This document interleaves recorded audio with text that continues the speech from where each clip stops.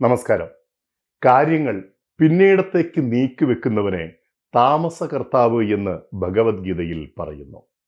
ഉത്തരവാദിത്തപ്പെട്ട കാര്യങ്ങൾ നാളെ എന്നിങ്ങനെ നീട്ടിവെക്കുന്നവരാണ് നമ്മളിൽ ഭൂരിപക്ഷവും. ഏറ്റവും വലിയ പരാജയ ലക്ഷണം കൂടിയാണ് അത്. മനസ്സും ബുദ്ധിയും മരവിപ്പിച്ച് ഒരു കാര്യത്തിലും ജാഗ്രതയോ ഉത്സാഹമോ ഇല്ലാതെ എല്ലാം പിന്നീടത്തേക്ക് മാറ്റിവെക്കുന്നവരാണ് ദീർഘസൂത്രികൾ. ഇവർ ഒരു കാര്യവും നന്നായി ചെയ്യുകയില്ല. ഉത്തരവാദിത്വങ്ങളിൽ നിന്ന് ഒഴിഞ്ഞു മാറാനും ചെയ്യേണ്ട പ്രവർത്തികൾ അതാത് സമയങ്ങളിൽ ചെയ്യാതിരിക്കുവാനുമായി അവസരം പാർത്തിരിക്കുന്ന ഇവർക്ക് കുടുംബജീവിതത്തിലോ സാമൂഹ്യ ബന്ധങ്ങളിലോ വിലപ്പെട്ട എന്തെങ്കിലും പ്രവൃത്തി ചെയ്യുവാൻ സാധിക്കുകയില്ല.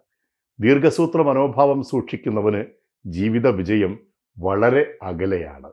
ശുഭദിനം.